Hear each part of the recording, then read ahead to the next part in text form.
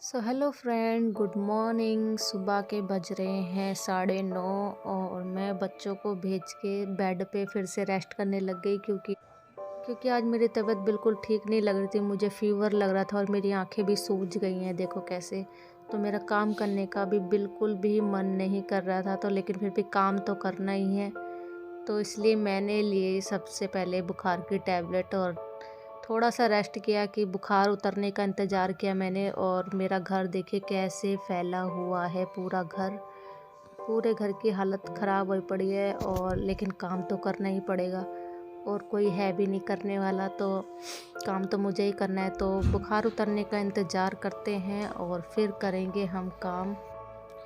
Friend, थोड़ा सा fever उतरते ही मैं लग गई अपने काम में, क्योंकि सुबह का जो टाइम होता है ना, वो बहुत ज़्यादा मतलब काम करने का ही होता है। पूरा घर फैला होता है। बच्चों को सुबह स्कूल भेजना, 3-3 बच्चों को तैयार करना, उनका टिफ़िन बनाना, उनको भेजना। फिर उनको भेजने के बाद मुझे थोड़ा रिलैक्स मिलता है। मैं 1 घंटा आराम करती हूँ उनको भेजने के बाद, और फिर मैं लग जाती हूँ अपने काम पर। और 2-3 घंटे मुझे काम पे लगते हैं, झाड़ू पोछा, डस्टिंग, बर्तन और फिर खाना वगैरह।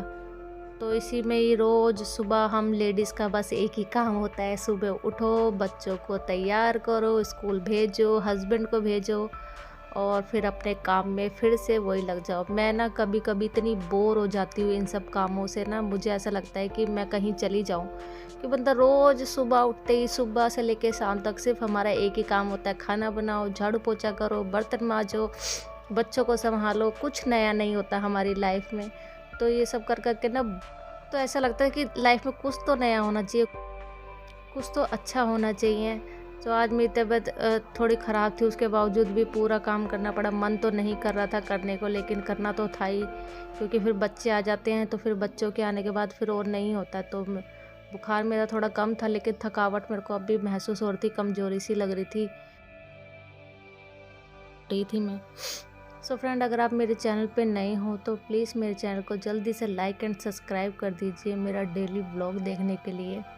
तो मेरे चैनल पे बहुत सारे वीडियो आते हैं, तो जल्दी से लाइक एंड सब्सक्राइब और प्लीज़ मुझे सपोर्ट कीजिए। मुझे आप सबके सपोर्ट की ज़रूरत है। फ्रेंड, आज है फ्राइडे और मुझे अपने सर पे हेयर पैक लगाना था, तो मैंने अपने सर पे लगाया हेयर पैक, जो कि बहुत अच्छी रेमेडी है।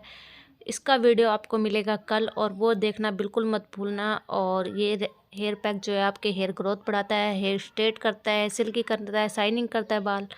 तो इसको देखना बिल्कुल मत भूलना। तो यहाँ मेरा ऑलमोस्ट काम सारा कंप्लीट हो चुका है। अब मुझे थोड़ा अपने लिए भी टाइम निकालना है, अपने लिए कुछ करना है, क्योंकि बहुत टाइम हो गया है। मेरी जो थ्रेडिंग वगैरह सब थी, सब बनाने को हो रही थी। और ये जो मैं करती हूँ, मैं अपने घर से खुद से अपनी थ्रेडिंग वगैरह बनाती हूँ और मैं पार्लर नहीं जाती। मुझे कम से कम 4-5 साल हो चुके हैं फ्रेंड्स, मैं पार्लर नहीं गई हूँ। मैं अपने सारे काम घर पे खुद ही करती हूँ। मेरे वैक्सिंग हो गई, हेयर स्पा हो गया, थ्रेडिंग हो गई, अपर लिप्स हो गए, सब कुछ, ब्लीच हो, सब मैं अपने आप खुद करती हूँ। तो अब मैं हो गई हूँ फ्री और मैं जा रही हूँ अब नहाने। तो फटाफट से मैं नहा के बाहर आती हूँ। और वैसे मेरे को अभी नहाने से पहले मेरे को अपनी थ्रेडिंग वगैरह करनी थी, लेकिन मैं भूल गई थी।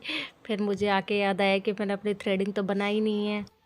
तो फिर मैं उसके बाद फटाफट से लगी मैं अपनी थ्रेडिंग बनाने। फ्रेंड, अगर आप लोग भी चाहते हो कि आप भी अपनी थ्रेडिंग, अपनी अपर लिप्स वगैरह घर पे ही कर सको, तो आप भी कर सकते हो। मुझे कमेंट करना, फिर मैं आपको बताऊंगी कि आप कैसे घर पे करोगे। फ्रेंड, मैं करती हूँ रेज़र से और अपने फेस के बाल सारे करती हूँ रिमूव।